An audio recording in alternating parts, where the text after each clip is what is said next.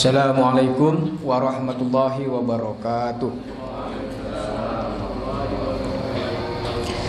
Alhamdulillahilladzi arsala rasulahu bil huda wa dinil haq liyuzhirahu 'alad dini kullih wa kafa billahi syahida. Asyhadu an la ilaha illallah wa asyhadu anna Muhammadan abduhu wa rasuluh.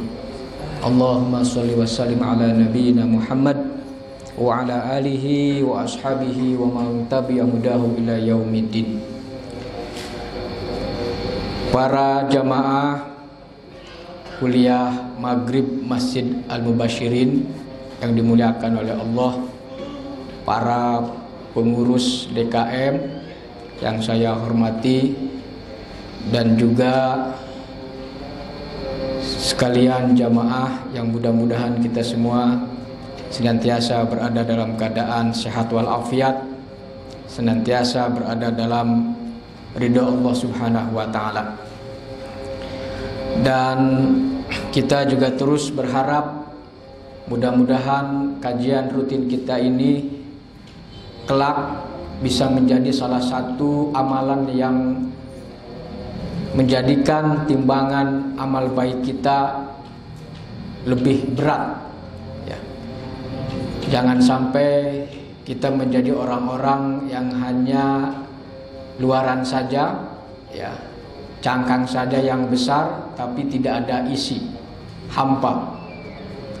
Kita menginginkan setiap amal ketaatan, amal ibadah yang kita kerjakan betul-betul amalan yang diterima di sisi Allah Subhanahu wa taala, sehingga tadi menjadikan amalan ataupun timbangan amal soleh kita lebih berat.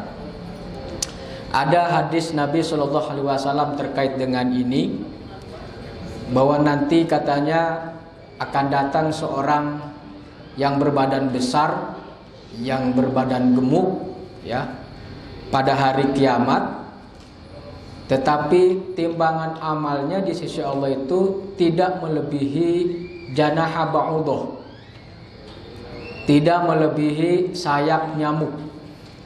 Sayap nyamuk itu kan ringan saja, ya, sayap nyamuk, ya, jadi ringan.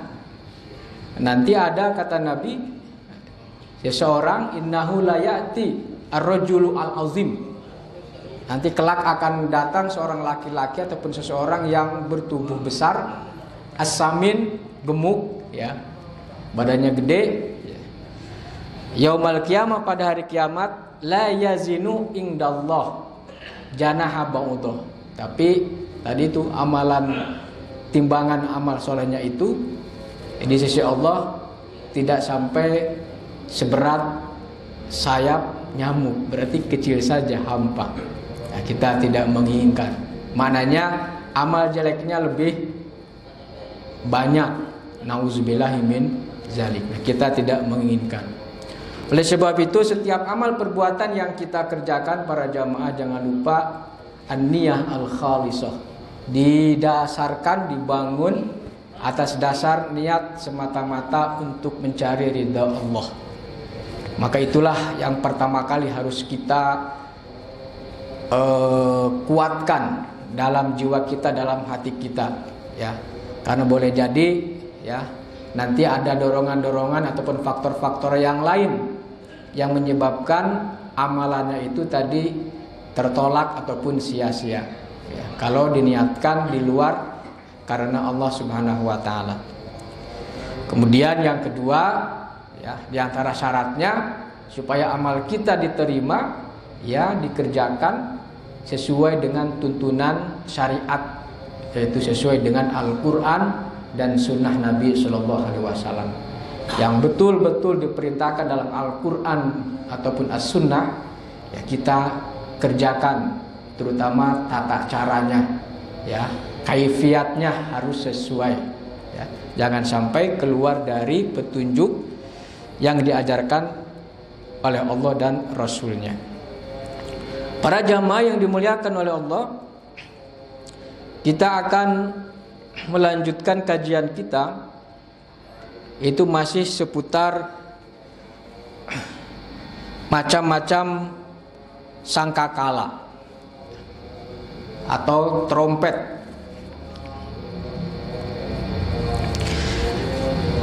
Imam Al-Qurtubi membahas masalah ini bisa dikatakan rinci ya.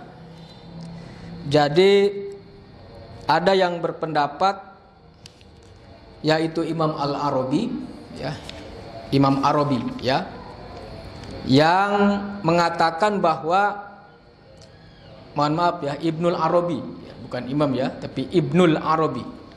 Beliau adalah seorang sufi yang lahir sekitar tahun 560 Hijriah. Jadi beliau mengklasifikasikan, membagi trompet ataupun sangkakala menjadi 3 bagian ya, 3 macam ya. Kita sudah sepakat bahwa nanti ya kiamat akan terjadi dengan ditiupnya sangkakala itu ya. Yang pertama menurut Ibnul Arabi itu tiupan yang mengejutkan ya. Fafazi'a, kata-kata fazi'a itu artinya mengagetkan. Faza ya, itu didasarkan kepada firman Allah Subhanahu wa taala di Al-Qur'an surat An-Naml ya.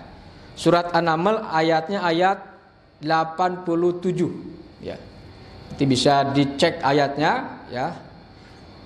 Surat An-Naml itu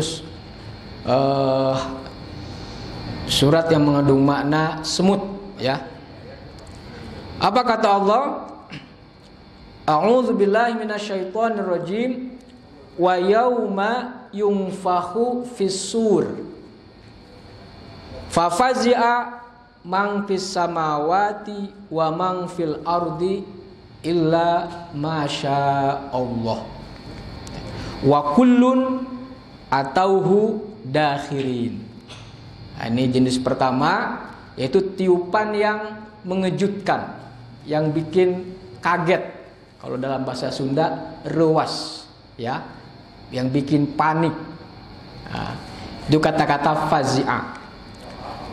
Kalau gempa saja ya terjadi kita rasakan, tentu kita akan merasakan kaget ya, rasa takut, dan kemudian langsung keluar rumah ataupun keluar gedung untuk menyelamatkan diri ya.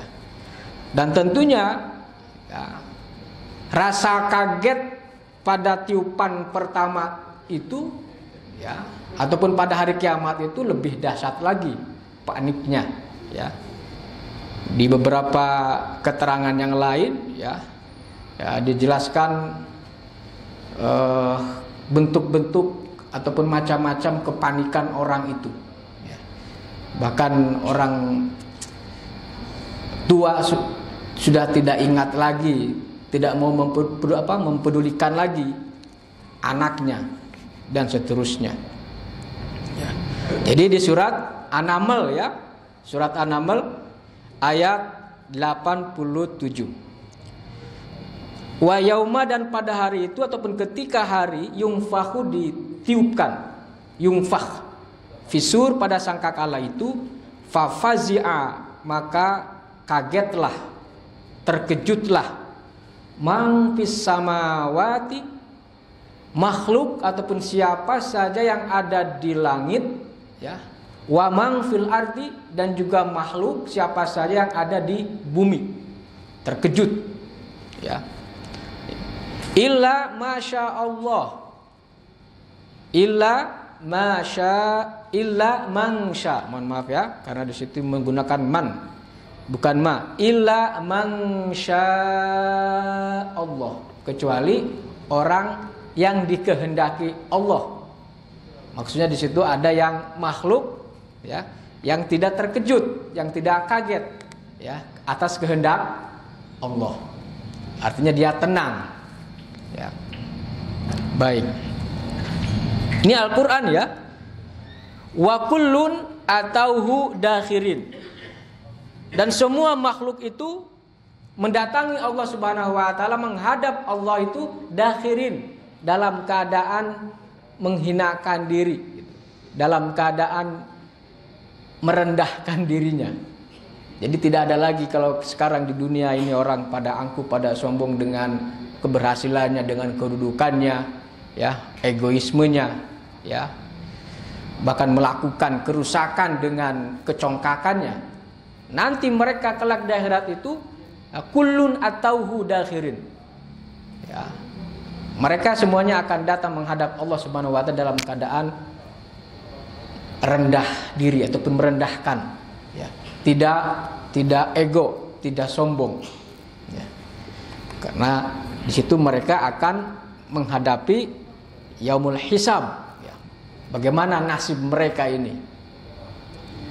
Jadi kalau misalkan sekarang penguasa, ya, termasuk pemimpin Israel, ya, bersikap angkuh dan sombong dengan melakukan genosida, ya, kejahatan kemanusiaan yang luar biasa itu, yang menyebabkan banyak orang yang meninggal dunia. Ini tercatat, ada yang mencatat lebih dari 30.000, ya, yang meninggal dunia. Bahkan ada 36.000 orang yang meninggal dunia di Palestina gara-gara serangan Israel itu kecongkakan. Semuanya mereka itu seolah-olah apa yang mereka lakukan sekarang di dunia ini, ya, tidak akan dihisab, tidak akan diperhitungkan. Ya. Dunia ini saja dunia yang mereka lakukan. Mereka tidak percaya dengan hari kiamat ataupun hari yang akan datang. Makanya Allah Subhanahu wa taala berfirman, ya, di surat Ibrahim itu, wala tahsabannallaha ghafilan amma ya'maluz zalimun. Ya. Ini saya sering mengulangi ini, ya. Janganlah kalian mengira Allah itu lalai. Allah itu tidur. Amma ya'maluz zalimun, dari apa yang dilakukan ataupun kejahatan yang dilakukan oleh orang-orang yang zahat, orang-orang yang berbuat maksiat, berbuat dosa. Amma ya'maluz zalimun. Ya. Jadi siapapun, ya, besar ataupun kecil yang melakukan dosa, melakukan kejahatan, artinya akan dihisab, akan diperhitungkan, akan dibalas. Yang baik dibalas dengan kebaikan, yang buruk dibalas dengan azab yang sangat pedih. Jadi kalau mereka sekarang yang melakukan kejahatan itu siapa?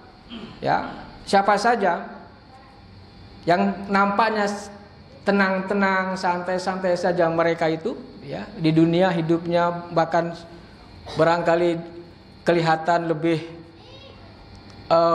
berkecukupan, hartanya di mana-mana, kedudukannya semakin tinggi dan seterusnya, ya. Ya, bukan berarti Allah itu ataupun bukan arti mereka itu akan lepas dari siksa azab. Kenapa? Karena kata Allah, innama yu'akhiruhum liyaumin tabkhasu fihil absor.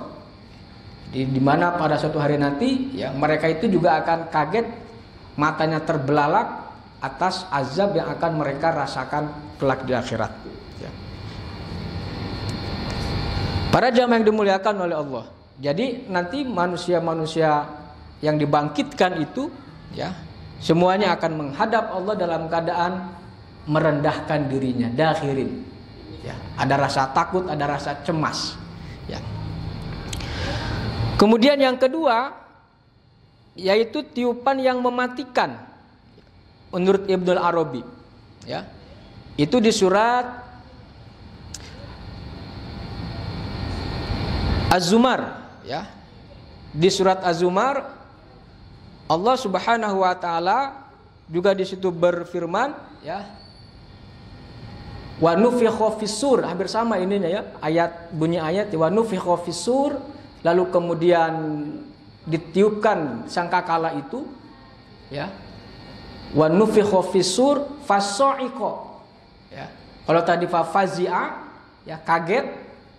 Kalau di ayat ini di surat Az-Zumar ayat 68 kalau tidak salah, ya. Di Az-Zumar ayat, ya, 68. Fasa'iqa. As-sa'iqa itu mengandung makna, ya, dia ini kalau di sini mengandung makna ketika ditiupkan, ya, sangkakala itu, maka matilah siapa yang ada di langit dan ada yang di bumi.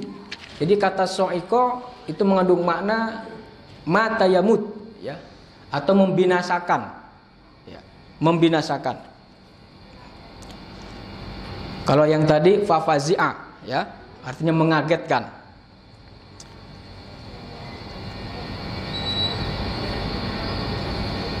Summa nufikha fihi ukhra. Lalu kemudian Allah Subhanahu wa taala, ya, di situ mengatakan wa nufikha, ditiupkan lagi kali yang kedua, ya, untuk kemudian dibangkitkan lagi, ya, orang-orang yang tadi sudah mati kemudian dibangkitkan lagi, ya. Kemudian ditiup sangkakala itu sekali lagi, maka tiba-tiba mereka berdiri menunggu putusannya masing-masing. Ini di surat Az-Zumar, ya. Di surat Az-Zumar. Coba dicek lagi ayatnya ini.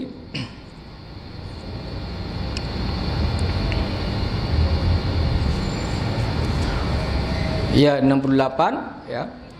Wa nufikha fis-suri fasa'iqa man fis samawati wa man fil ardi illa masyaallah. Maka kemudian ditiupkanlah sangkakala itu ataupun trompet itu oleh malaikat Israfil, fasa'iqa, maka kemudian binasa atau mati man fis samawati, orang yang ada di langit, wa man fil ardi, dan juga orang yang ada di bumi, illa masyaallah, kecuali orang-orang yang dikehendaki oleh Allah. Maknanya ada makhluk yang tidak binasa ataupun belum dimatikan. Yang lain sudah mati tapi ada yang belum mati. Itu malaikat penyabut nyawa, ya, terakhir dia kematiannya. Karena kalau kita lihat dari ayat yang tadi, ya, di ayat yang pertama tadi ini, ya, kata-kata fasa'iqa man fis samawati wa man fil ardi termasuk para malaikat. Malaikat pun semuanya akan meninggal dunia. Jadi siapa saja, ya, makhluk yang Allah ciptakan akan merasakan kematian. Fa idza hum qiyamun yanzurun, ya. Summa nufikha fihi ukhra fa idza hum qiyamun yanzurun. Lalu kemudian ditiupkan lagi pada hari itu trompet tiupan yang kedua, fa idza hum qiyamun yanzurun. Maka mereka semuanya itu berdiri untuk melihat, menyaksikan apa yang akan mereka hadapi ataupun putusan-putusan apa yang akan mereka dapatkan pada waktu itu. Jadi pembagian di sini, ya, yaitu tiupan yang mematikan, tiupan yang kedua, ya, nafakhat as-sa'iq, kata-kata sa'iqa. Yang ketiga yaitu tiupan yang membangkitkan, ya, al-ba'ats, ya.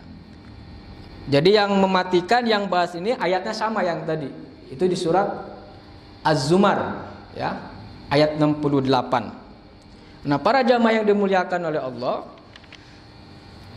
Imam Al-Qurtubi di sini menjelaskan bahwa pendapat yang tadi, yang 3 jenis tiupan ini, trompet itu disampaikan oleh Ibnul Arabi, ya.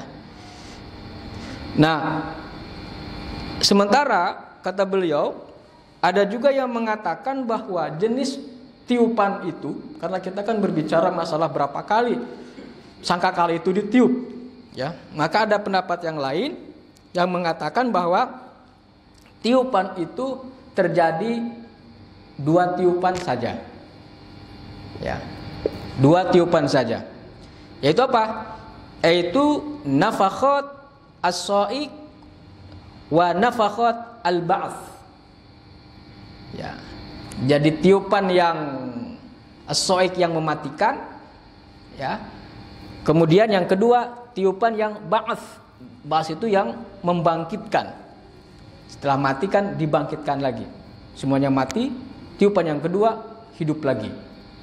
Lantas yang soiko itu apa? Nah, soiko itu dalam keterangan di sini, ya, adapun nafakhot al-faza yang tadi yang mengagetkan, mengejutkan, itu sama dengan nafakhot as-soik gitu. Itu masih satu rangkaian, satu tiupan. Kenapa? Karena setelah terkejut mereka akan mati gitu. Paham ya? Jadi satu rangkaian itu. Jadi ini juga menunjukkan sebetulnya ayat di surat An-Naml dengan di surat Az-Zumar yang tadi itu tidak bertentangan sejatinya, ya. Tidak bertentangan. Nah, jadi kata nafakhot faza adalah sama dengan nafakhot as-so'ik atau so'iqah tadi itu, ya. Kenapa? Karena terkejut dan kematian katanya adalah dua kondisi, dua keadaan yang saling berkaitan. Jadi orang terkejut, setelah itu dia akan meninggal dunia. Ini para jamaah yang dimuliakan oleh Allah, kayak kematian itu kan orang begitu mudah kematian itu terjadi, ya.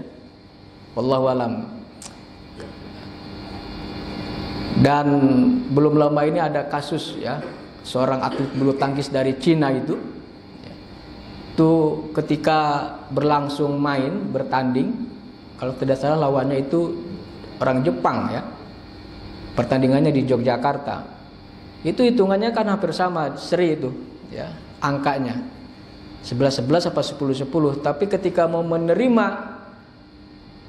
bola, ya, serve dari lawan, dia tiba-tiba kejang-kejang gitu, ya, kakinya itu kejang-kejang, kemudian jatuh. Kalau saya lihat dari videonya itu, ketika mau menerima itu dia memukulkan raketnya ke betisnya itu, lalu kemudian kejang-kejang dan tersungkur langsung, ya. Malamnya katanya ketika dibawa ke rumah sakit sudah nggak bisa ditolong lagi, meninggal dunia, ya. Meninggal dunia. Itu kematian begitu singkat. Yang tadinya sehat, ya kan, lari ke sana kemari, ngambil bola, kemudian ngejar bola dan seterusnya, smash dan seterusnya itu. Ternyata kalau kematian sudah tiba, dia tidak bisa berbuat apa-apa lagi para jamaah, ya. Maka nanti pun, ya, yang namanya kematian ketika ditiupkan tiupan yang pertama itu, ya, di mana hari kiamat itu, ya, wa nufikha fis-sur fasa'iqa man fis samawati wa man fil ardi illa mangsya Allah, gitu, ya. Ini menunjukkan ayat ini bahwa dahsyatnya kejadian itu, ya, kejadian hari kiamat, kematian massal, gitu, ya. Sekali tiupan orang bisa binasa semuanya, ya. Jadi kalau tadi itu memang, ya, ada kerasa terkejut, tapi terkejut itu singkat, lalu kemudian dia ini akan meninggal dunia, ya. Ya.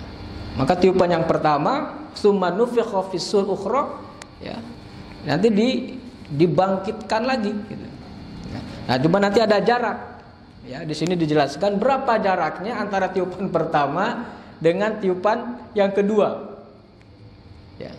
Apakah langsung setelah tiupan pertama ditiupkan lagi yang keduanya, ya, setelah mati kemudian hidup lagi, atau ada jeda? Maka di sini ada pembahasan nanti, ya. Baik. Maksudnya, ya, karena tadi terkejut dan kematian adalah dua hal yang saling berkaitan, maka pendapat yang lain itu lebih kepada dua jenis tiupan ataupun trompet, ya, kelak di akhirat, kelak pada hari kiamat, ya. Maksudnya pertama-tama mereka terkejut lalu mati karenanya. Terkejut dulu lalu kemudian meninggal dunia, ya. Lain dari itu, kata beliau, ya, kata Imam Al-Qurtubi, bahwa sunnah tsabitah sebagaimana tersebut di atas dari hadis Abu Hurairah, ya, Abdullah bin Umar dan yang lainnya, semuanya menunjukkan bahwa yang terjadi adalah dua tiupan, ya. Jadi bukan 3, gitu ya. Dan inilah agaknya atau sepertinya kata Imam Al-Qurtubi yang benar ataupun yang lebih kuat, ya, insyaallah taala. Jadi kalau kita ditanya nanti kalau terjadi kiamat ada berapa kali tiupan sangkakala itu? Berarti ada 2 kali tiupan, ya. Ya, yang benar. Walaupun tadi menurut siapa? Ibnul Arabi 3 kali tiupan. Baik. Para jamaah yang dimuliakan oleh Allah, sementara itu, ya, Ibnul Mubarak meriwayatkan dari Al-Hasan, dia berkata, ya, ada sabda Nabi Shallallahu Alaihi Wasallam, ya, itu tadi antara jedahnya, antara tiupan yang pertama dengan yang tiupan yang kedua itu berapa lama? Ini ada hadis dari Ibnu Mubarak, ya, dari Hasan, Nabi Shallallahu Alaihi Wasallam bersabda, antara 2 tiupan berjarak 40 tahun. 40 tahun. Arba'una sanah. Jadi tiupan yang pertama digunakan Allah Ta'ala untuk mematikan setiap yang hidup, ya. Tiupan yang pertama digunakan ataupun trompet itu adalah berfungsi untuk mematikan semua makhluknya. Dan tiupan yang lain ataupun tiupan yang kedua yaitu digunakan untuk menghidupkan kembali setiap orang yang mati tadi. Jadi jedahnya antara tiupan yang pertama ke tiupan yang kedua 40 tahun.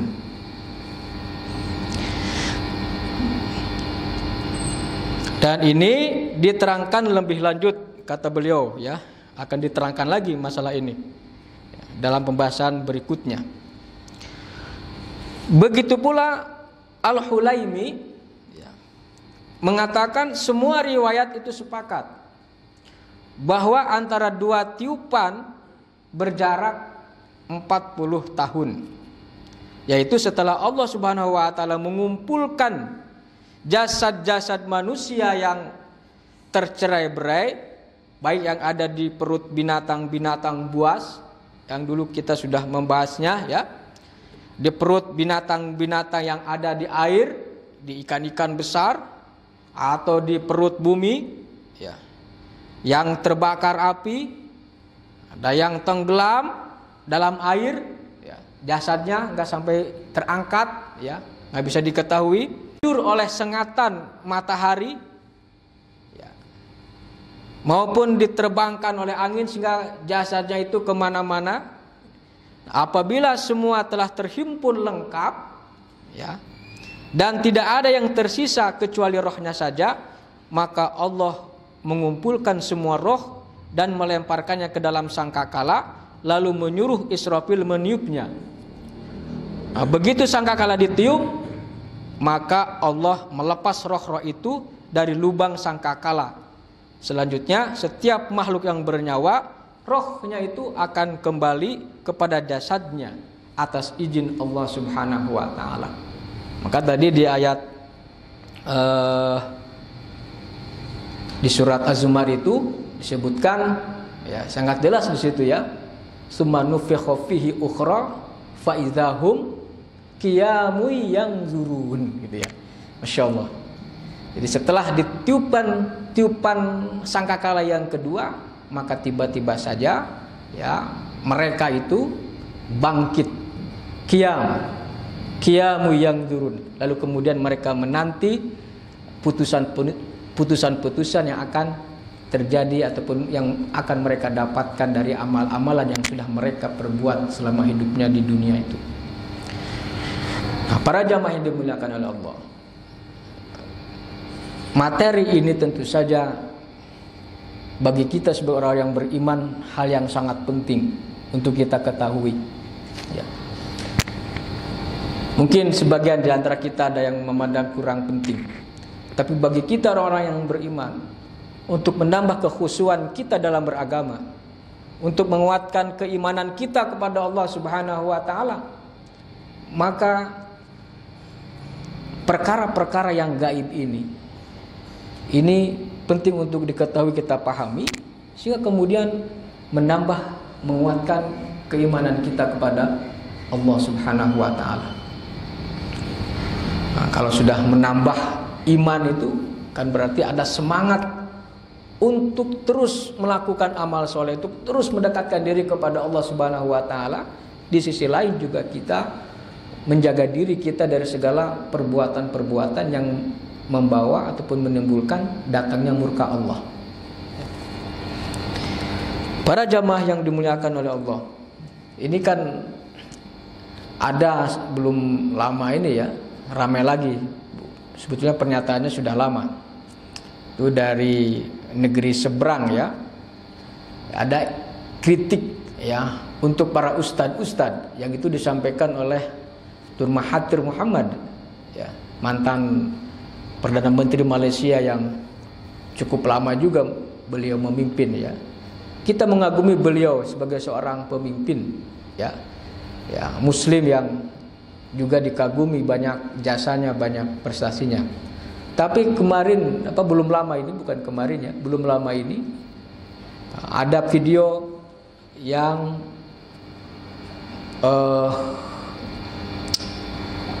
yang kontennya itu suatu kritikan Perdana Menteri itu terhadap ustadz-ustadz yang ada di Malaysia, gitu ya. Ustadz-ustadz dai-dai yang sering menyampaikan ceramah, ya, yang katanya rakyat Malaysia itu bodoh. Jadi bodoh ini karena ustadz-ustadznya. Kenapa? Karena senantiasa mengajarkan hal-hal yang berkaitan dengan akhirat, kematian dan seterusnya, sehingga rakyatnya menjadi bodoh. Ini tentu saja kalau seperti itu disayangkan menurut saya perkataan beliau ini, ya. Kenapa demikian? Karena beliau pernyataannya itu seperti mengeneralisir, ya. Kalau otokritik kita memperbaiki bagaimana cara pengajaran ustadz, ya memang kita ada ya yang barangkali masih menyampaikan isi ceramahnya yang belum sesuai dan seterusnya, ya. Tapi juga di sana kan banyak juga ustadz-ustadz yang menyampaikan ilmunya, termasuk perkara-perkara yang keakhiratan itu. Bagi saya itu hal yang sangat penting. Kenapa? Karena yang pertama Al-Quran, ya, itu berbicara tentang akhirat juga, gitu kan. Mengajak orang itu beriman kepada Allah untuk apa tujuannya? Untuk keselamatan, kebahagiaan akhirat, dan juga untuk kebahagiaan di dunia. Ya, jadi kalau misalkan disalahkan itu kurang ini ya, kasihan juga itu para. Kalau bodoh itu, kenapa bodoh itu terjadi? Masih banyak faktornya, masa usah disalahkan? Betul nggak ya? Kebodohan itu bisa saja misalkan pemerintahnya. Ini kalau kita salahkan pemerintahnya, ataupun ketika dia memimpin, siapa saja, ini bukan hanya di Malaysia, mungkin di kita, yang kurang memperhatikan masyarakat dalam pelayanan pendidikan. Bisa saja misalkan biaya pendidikannya mahal, ya, tidak ada, ataupun biaya penyelidikan, biaya penelitian mahal, sehingga rakyat tidak mampu untuk melakukan itu. Padahal dia pintar, cerdas, tapi karena tidak ada sarana, tidak ada anggaran yang cukup, ya, itu dia tidak bisa melakukan ataupun meneruskan risetnya, gitu. Padahal kemampuan ada. Maka di sini pemerintah harus hadir, ya. Ya, menganggarkan secukupnya anggaran biaya pendidikan. Ya. Ini kalau misalkan katakanlah di negara kita, ya, di negara Indonesia ini, kalau pemerintah menganggarkan biaya pendidikan itu, ya, dan tidak ada korupsi, ya, itu banyak yang cerdas masyarakat kita ini, banyak yang pintar, termasuk di Malaysia yang masih penduduknya masih relatif sedikit di antara kita, ya, dibandingkan dengan kita, itu masih bisa dikontrol, ya. Jadi kalau misalkan hanya disalahkan ustadz itu keliru, ya. Kenapa ustadz yang disalahkan, gurunya ataupun dosen misalkan nggak disalahkan, ya kan? Ya, ini Kadang-kadang pernyataan seperti itu kalau menurut saya itu lebih kepada muatan politik ya. Mungkin politik, mungkin ada ustadz-ustadz yang mengkritik pemerintah biasanya gitu kan, ya. Lalu kemudian pemerintahnya nggak senang, dia nggak senang, sehingga ya itu tadi, ya mencari kambing hitam, ya, dan lain-lain seterusnya. Nah, para jamaah yang dimuliakan oleh Allah, nah ini saya perlu ada pembelaan dalam hal ini ya. Sekali lagi, ini masalah yang ditulis, yang dibahas oleh kita ini kan ditulis oleh seorang ulama besar, ya, At-Tadhkirah fi ahwalil mauta wa umuril akhirah. Ya. Ini nasihat, peringatan dalam keadaan kematian dan juga urusan-urusan yang berkaitan dengan akhirat. Kenapa? Karena ya kita harus, itu akan bagi kita sebagai orang-orang yang beriman meyakini bahwa itu akan kita alami gitu. Ya. Fase alam kubur, fase kehidupan dunia, fase kehidupan alam barzakh kubur, dan kemudian fase di akhirat, itu kita meyakini. Jadi kalau misalkan di antara kita umat Islam yang justru mempelajari ya ataupun tertarik dengan kajian ini, itu justru sangat bagus gitu. Ya. Sangat bagus. Karena kalau misalkan orang itu juga memikirkan keduniaan, ya, dunia, harta, kedudukan, itu bisa melalaikan dia daripada Allah Subhanahu wa taala. Banyak. Ya. Ketika orang itu sudah diuji dengan jabatan, dengan pangkat ataupun dengan kekuasaan, itu bisa saja dia menyalahgunakan kekuasaannya, bersikap sewenang-wenang, sombong, angkuh. Nah, kalau dia tidak disadarkan masyarakat ataupun orang tersebut dengan agama, ya, itu bisa terus-menerus mereka dalam keadaan berbuat dosa. Ya. Tapi kalau mereka diingatkan para penguasa itu, sehingga kemudian ada kendali, ada rem, ya, yang manusia itu kan bisa saja ya untuk melakukan tadi pelanggaran dan seterusnya itu. Itu pun ya ketika dinasihat pun ya kadang-kadang juga tidak didengar gitu ya. Ya. Tidak didengar, tidak diambil pelajaran gitu. Apalagi kalau misalkan tidak ada nasihat, tidak ada peringatan dari saudaranya, dari guru-gurunya, dari orang tuanya, sehingga loss, ya, bahaya itu. Rusak kehidupan, rusak masyarakat. Kalau sudah rusak, yang terjadi ya kekacauan itu tadi, ya khawatir tadi ya. Kalau kembali ke amalan kita, hanya cangkangnya saja yang besar tapi isinya kosong gitu. Kan kita tidak mau begitu. Kita ingin menghadap Allah Subhanahu wa taala dalam keadaan berisi. Artinya amal perbuatan yang kita kerjakan di dunia ini betul-betul memberatkan timbangan amal soleh, amal kebaikan, timbangan kebaikan, yang kemudian kita semua mendapatkan izin daripada Allah Subhanahu wa taala untuk menjadi penghuni surga, ahlul jannah. Ayat Al-Qur'an ya banyak sekali menjelaskan orang-orang yang beriman, orang-orang yang berilmu, orang-orang yang beriman, kemudian orang yang beramal soleh. Bagi mereka adalah jannatun tajri min tahtihal anhar. Banyak ayat itu diulang-ulang yang mengingatkan kepada kita supaya ya kita ini terus menjaga diri, terus termotivasi untuk bagaimana mempersiapkan diri setelah kematian itu. Oleh sebab itu dalam hadis Nabi ya, orang yang paling cerdas itu kata Rasul apa? Orang yang senantiasa ingat terhadap kematian. Kan begitu ya. Artinya apa ingat kematian? Berarti kan dia kalau ingat kematian, dia akan terus menguatkan imannya tadi. Dia akan terus belajar untuk menambah ilmu pengetahuan, terutama agamanya. Lalu kemudian dia juga akan menambah ataupun memperbanyak amal soleh. Ya, jadi mempersiapkan diri, ya, menyiapkan diri dengan baik untuk setelah kematian itu. Maka kata Nabi, itulah orang yang paling cerdas, orang yang paling pintar. Sebaliknya berarti orang yang tidak ingat kematian, orang yang tidak mau mempelajari hal-hal ataupun perkara-perkara tentang akhirat, ya, yang kemudian imannya semakin lemah, bahkan justru dia semakin jauh daripada Allah Subhanahu wa taala, ya, berarti orang itu kebalikan daripada akyas tadi. Berarti apa? Jahil, orang yang bodoh. Nauzubillahi min dzalik. Makanya kembali lagi, kalau ada yang menyalahkan seseorang itu bodoh, masyarakat itu bodoh karena ustadz, itu tidak tepat sekali, ya. Cenderung memusuhi ustadz, cenderung memusuhi ulama, cenderung memusuhi para kiai, dan seterusnya. Para jamaah yang dimuliakan oleh Allah, kita lanjutkan, ya. Ada khobar yang dinyatakan bahwa orang yang dimakan burung atau binatang buas, maka jasadnya juga akan dihimpun dari dalam perut binatang itu.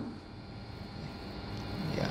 Jadi walaupun berceceran jasad itu, dipotong-potong, ya, semuanya nanti akan dihimpunkan lagi, ya. Karena Allah maha kuasa.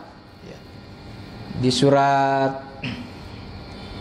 Fatir itu disebutkan, ya, Alhamdulillahilladzi fatiris samawati wal ardi, ya. Segala puji bagi Allah Subhanahu wa taala, pencipta langit dan bumi, ya. Kemudian seterusnya itu ada ayat yang mengatakan, ya, bahwa ada malaikat-malaikat yang memiliki sayap-sayap. Berapa sayapnya? Masna wa thulatha wa ruba.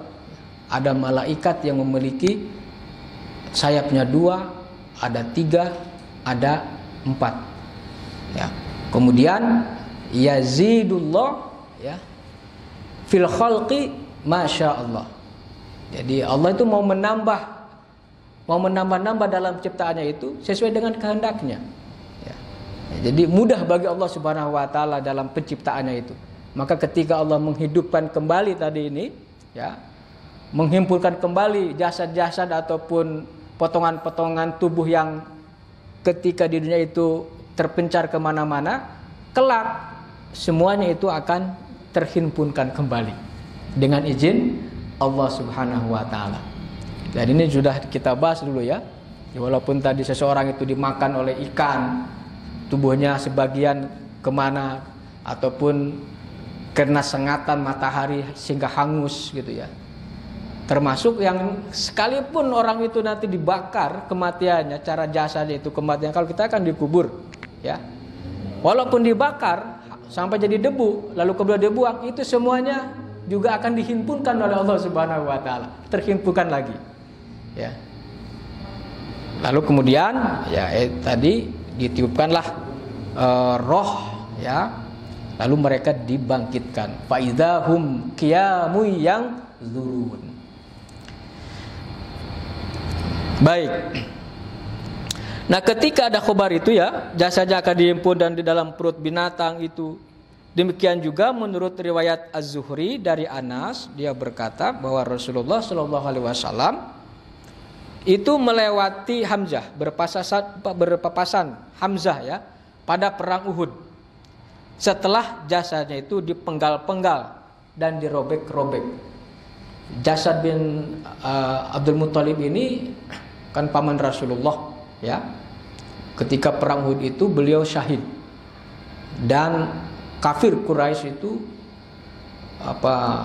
melakukan mutilasi, ya, memotong-motong jasadnya, kupingnya, hidungnya, ya, itu dipotong-potong, dipenggal-penggal. Maka beliau bersabda, ya, laula angtajida Sofiyah fi nafsiha la tarqathu hatta yahsyuruhu Allah min butunis siba' wat thair. Ya. Andaikan Sofiyah ini tak akan sedih hatinya, Sofiyah ini adiknya Hamzah, ya. Maka ketika terjadi itu, Rasulullah menyuruh kepada anaknya, ya, supaya ibunya tadi yaitu Sofia itu tidak mendekati kakaknya Hamzah. Ya, takut dia ini sedih secara berlebihan. Tapi ternyata dia tegar. Ya, Sofia ini orangnya tegar dan rela, gitu ya, dengan kejadian itu. Ya, rela dengan takdir itu. Nah, Nabi Shallallahu Alaihi Wasallam itu bersabda terkait dengan ini, andaikan laula an tajida Sofia fi nafsiha, gitu ya. Andaikan Sofia itu takkan sedih hatinya, niscaya aku biarkan dia sampai Allah mengumpulkan jasadnya kelak dari perut binatang-binatang buas dan juga burung-burung. Sampai-sampai katanya jasadnya itu di Uhud itu dimakan, sempat dimakan burung-burung itu. Ya. Nah, intinya maksudnya para jamaah yang dimuliakan oleh Allah, kembali lagi spirit dari ini, keyakinan yang harus kita perkuat ya, bahwa walaupun jasad-jasad manusia ini ketika dunia itu terpisah, hancur berantakan, berkeping-keping sampai menjadi debu, pada hari kiamat nanti, pada akhir nanti di hari yaumil qiyamah, semuanya akan menyatu kembali, akan dibangkitkan kembali dengan izin Allah Subhanahu wa taala. Untuk kemudian mereka yang turun ya, menerima putusan yang akan diberikan kepada mereka. Apakah mereka termasuk orang-orang yang timbangan amalnya itu banyak, berat, atau justru sebaliknya timbangan amal baiknya sedikit atau ringan dan lebih banyak amal buruknya. Nah, kita berharap agar amalan timbangan kita yang baik itu betul-betul lebih berat timbangan baiknya.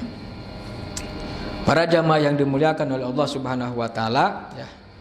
Kemudian beliau di sini menerangkan terakhir, memang katanya ada kelompok yang menyimpang yang mengingkari bahwa sangkakala itu tanduk ya. Tapi kata Abu Al-Haytham, barang siapa yang mengingkari sangkakala itu tanduk, jadi sangkakala itu berupa tanduk gitu ya, yang dulu sudah kita bahas. Kata Abu Al-Haytham, barang siapa yang mengingkari sangkakala itu tanduk, maka samalah dia itu seperti orang yang mengingkari adanya arsy, sirat dan mizan. Lalu dicarinya takwil-takwil untuk hal-hal tersebut.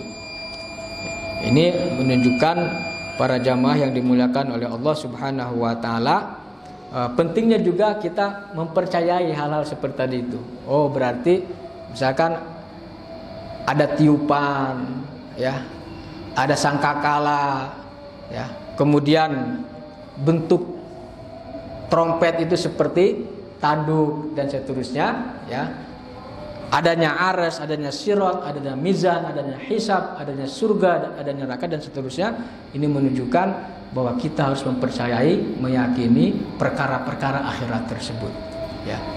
Mudah-mudahan ada manfaatnya dari kajian kita ini.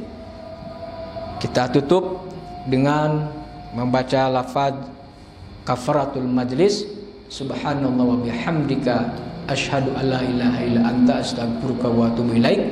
Assalamualaikum warahmatullahi wabarakatuh.